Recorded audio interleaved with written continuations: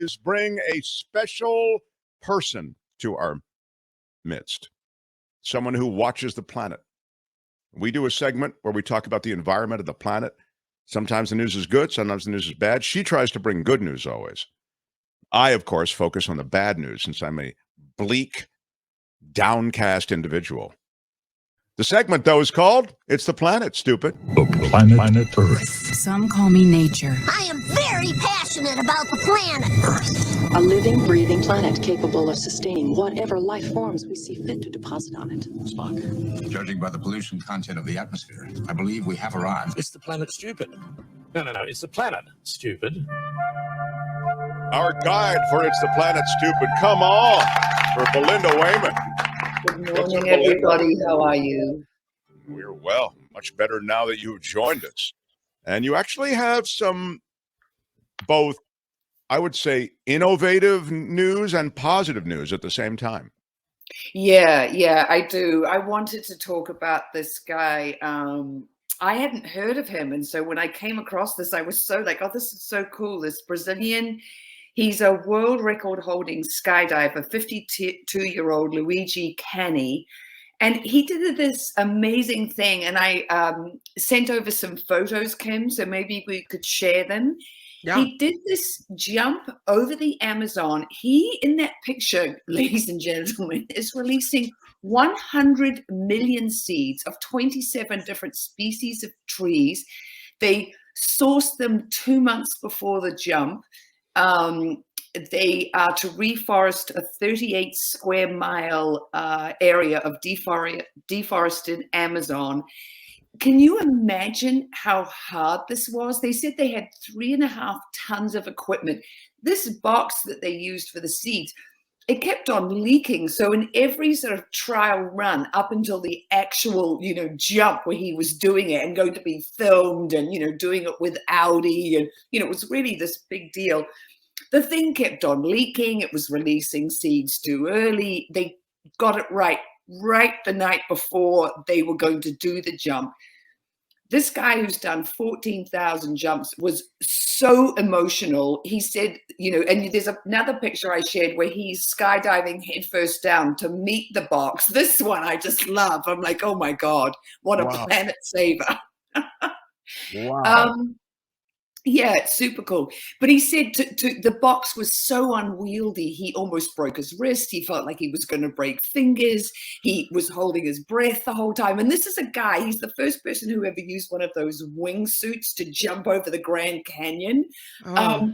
So, he's done some really gnarly, stuff. But he said this jump, he felt like he was going to, have a heart attack. But when those 27 different species of seeds, all 100 million of them, and when you see them come out of the box, they're all shooting up, initially. They're not like falling down to earth. Initially, they're just like this plume of seeds going up into the sky because obviously, the box is falling so fast. But he said it was this feeling of just intense ecstasy to know that he was, reforesting, his, this beautiful part of Brazil, his country, which has, when I can't even say the name of the last guy, but, Bolsonaro, I mean, the deforestation that happened to the Amazon when he was, the president of Brazil was, it was disgusting. And to use your ding word of before talking about Chevron, Kim, it was egregious what he allowed to happen.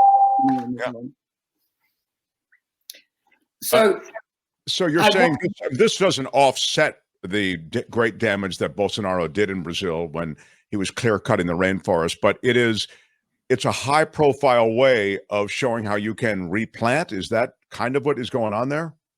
Yeah, because they really thought about it, like, how can we replant this big area? Because it's that's a huge area to get to, and obviously doing it airily, is the way to go, faster than having, boots on the ground.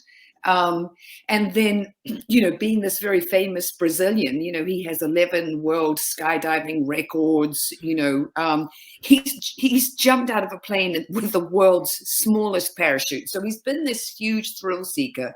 And he says now that he's a, big grown up 52-year-old, those days are over. He doesn't want to put himself in danger, but he wants to do amazing things. So this stunt got him, his new moniker is the Germinator. It took 5 years of planning. The Germinator. Yeah, the Germinator. Yeah, he'll be back. I hope that. he'll be back and do the rest of the Amazon. I hope it wasn't so horrible. I can't imagine, though. I mean, imagine you being skydiving, and usually all you have to really focus on is getting your parachute open on time or not, falling to your death. But look at everything he had to do while he was up there, while he's also thinking, okay, am I at the level to pull it yet? Am I doing all these things right? I mean, what an orchestration that you have to do when you're up there doing that stuff. Yeah, well, he said it wasn't until he was at 1,600 meters, so about 1,800 feet, where he said everything kind of stabilized. So he's obviously doing the free fall down to meet the box, to then engage his parachute. I mean, all the sort of intricacies of what could go wrong. I mean, I know if Tom Cruise was doing it, it would have been just a walk in the park. Right. But yeah, exactly. But I mean, really a feat. And yes, to have to deal with this enormously, unwieldy box, the feeling like you're breaking your hand. I mean, that must have been intense. And next stop, guys, is ocean plastic. Next time he's going to be skydiving over the ocean. I don't know what is he going to be doing, hoovering up. I don't know what the idea is, but yeah, how do you read that? Vacuum cleaner from the sky. There's a lot of chat in the live chat right now about how many trees can grow from that, and the reality is, I was knocking around. I mean, you can scatter seeds and grow trees. So it does. You can tell me it doesn't work, but it actually does work. They say there's going to be a 95% germination rate. I mean, that's huge. 95% from 100 million seeds. So yes, I mean, it was, it's not just some crazy stunt. It was 5 years in the planning, and they say they're about to see it from the satellites within 2 years. They should be able to see the growth. I will keep checking up on it so I can share photographs of what that replanted area looks like, and and how effective it has actually been for the Germinator. That'd be really great. I also wanted to ask you about this. Well, you sent one other positive story regarding the ozone layer and regarding the sort of the go ahead, the gap in the ozone layer. Well, this is really cool because the hole in the ozone, in how quickly all this stuff happened was a real environmental win. And so I really, it makes everyone involved, in the, climate change problem sort of, they hold it, it's sort of like the gold standard. But also what happened with the ozone was it only affected a few industries that were making these awful they're called CFCs, chlorofluorocarbons. So what happened in 1974, scientists warned that these chemicals, which are used for cooling air conditioners, fridges, they're also in cans. So this is why we had to get rid of our deodorants in cans, hairsprays in cans. Everything that came out of a can had CFCs in it. And these CFCs got up into the stratosphere, so very high up, broke down, chlorine was formed, and chlorine basically dissolved the oxygen molecule that makes up the ozone layer. It's 3 oxygens. So, the oxygen, we breathe O2 and up there it's O3. That's what ozone is. And it was being depleted. Now in 85, we saw how big this hole was in the Antarctic. By 87, the world had signed on to the Montreal Protocol saying, okay, we're going to phase them out and we're going to replace them with HFCs, hydrofluorocarbons. The hole in the ozone peaked in 2006, and now it's on the way down. And in 2022, it was the smallest it's been, since 2006. So in 40 more years, that's great. Yep, yeah. In 40 more years, they say the hole in the ozone will be healed. But we do still. That's worthy of a headline. I'm wondering why that hasn't gotten more play. Yeah, well, that's a major announcement. Yeah. Well, the UN did. Yeah, this is the problem, guys. Is this what makes me so angry with mainstream media, or frustrated? Maybe angry a little, frustrated a lot. Guys, tell your readers about the stuff that's happening that's good. I know that you get it's more clickbaity when it's salacious, scary, doom, gloom, all that stuff. But you really need to let people know that there are wins happening out there, and that we can, get behind things. I mean, what happened when HFCs replaced CFCs? They worked out, unfortunately, that HFCs were real baddies with climate change. They're 1 to 9,000 times more effective at warming the atmosphere than carbon dioxide, which is crazy. So then, the world scientists, government, industry got together again, and in 2016 they made a sort of an addendum to the Montreal Protocol. It's called the Kigali Agreement, and 170 countries signed on and said, yes, we'll get rid of HFCs because we see that they are warming the planet. And they all came together. And as John Kerry said at the time, like, this is the biggest thing. This is the number one way that we will slow down the climate, because obviously air conditioning and fridges, those are all over the world. And air conditioning is only going to get, more utilized as our planet warms. So we have to be using chemicals that are good for it. And so what happens is then scientists and activists go, well, if we could do it for, the ozone layer, why can't we do it for climate change? Well, the thing about the ozone layer was that was only a few industries that were creating the bad chemicals. And obviously with climate change, it's not just the big bad, fossil fuel companies. It's so many industries, are, exacerbating climate change, the agriculture, the way we eat, food waste, just getting beyond even the fuels that we use. So it's more difficult, but the ozone problem shows us, hey, look, we can come together and we can do the right thing to save our home. So yeah, that's why I would love to. I mean, I think, as is noted by salacious is a ding word, says Tom is right. But as you say, the salacious stuff does get the clicks, and the good news about the ozone layer, it doesn't quite get the clicks. I mean, it's competing for attention with a lot of other pretty grave, important news. But on the other hand, it has to be reported more widely, because you're right. These victories lead to more victories. Encouraging news leads to better news. So it's nice. Well, Yes, exacerbating is the thing where it's true. Go ahead. Yes, yeah. Go ahead.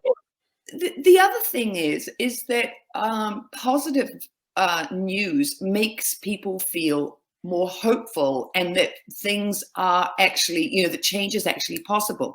If you keep on inundating people with negative doom and gloom stuff about the climate, they are going to give up and suffer from that thing I've talked about before, well-informed futility syndrome, where it's like, I know all this stuff and we're absolutely doomed and I'm just going to put my head in the sand. And it's like, no, we actually, are making incredible progress in so many ways with, our renewable fuels, what we've done with the ozone, what we know now about food waste, about agriculture, the fact that we're going to start making cheese and fermentation vats, so we have less cows and less methane gas being burped into the atmosphere. It's like, come on. So, I think,